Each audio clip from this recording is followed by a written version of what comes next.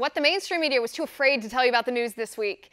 This week, while the mainstream media obsessed with pretending border walls don't work, here are the things that happened that really matter.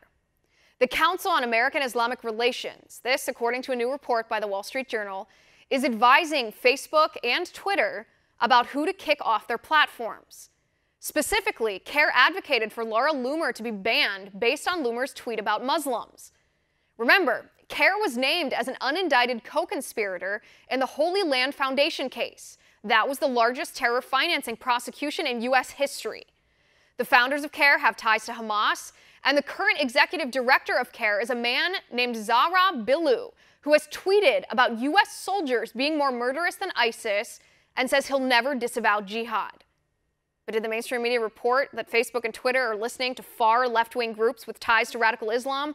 Oh no, they didn't. This information was hiding halfway down an article published by the Wall Street Journal titled "Facebook and Twitter Turn to Right-Leaning Groups to Help Referee Political Speech."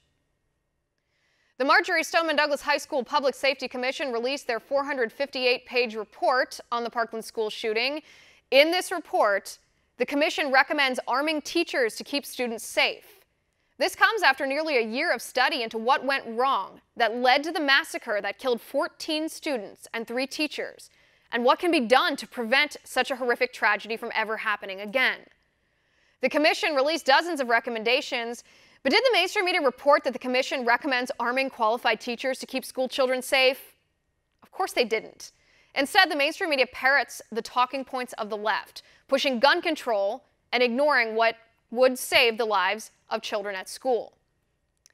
Democrats in the House of Representatives passed a spending bill last week that includes $12 billion, that's billion with a B, in foreign aid, including aid to southern Mexico, but $0 for a wall along our southern border. In fact, not only Democrats, 7 Republicans also voted in favor of that bill. Brian Fitzpatrick, Will Hurd, John Katko, Peter King, Elise Stefanik, Fred Upton, Greg Walden, and Greg Walden. But did the mainstream media tell you this story? No, they did not. The mainstream media only said, Democrats tried to reopen the government. The mainstream media failed to report just how stupid this bill actually was. The media also neglected to report that while Democrats are claiming $5 billion for a border wall is too expensive, the $12 billion for foreign aid to Mexico is apparently A-OK with Democrats, not too expensive. More potential Democratic presidential contenders sign on to the radical Green New Deal. This horrible piece of legislation was first introduced by Congresswoman Alexandria Ocasio-Cortez. Ostensibly, it's a bill about climate change, but deep inside this bill are provisions to transform the U.S. into a socialist nation.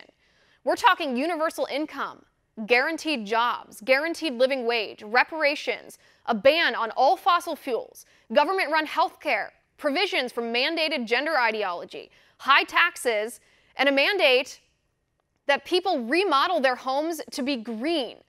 It's absolutely insane, and it would tank our economy. And Senators Elizabeth Warren, Bernie Sanders, and Cory Booker have all signed on to the Green New Deal. They support it. But did the mainstream media report to you what's actually inside the Green New Deal? Oh no, they didn't. Instead, they pretend it's just a run-of-the-mill Democratic climate change bill. It's not. The mainstream media doesn't care to report any of that to you, so we will. And that is my final point. Want to see more videos like this? Click on the link below and subscribe to One America News on YouTube, and call your cable provider and kindly demand that One America News is added to your lineup. Call and subscribe today.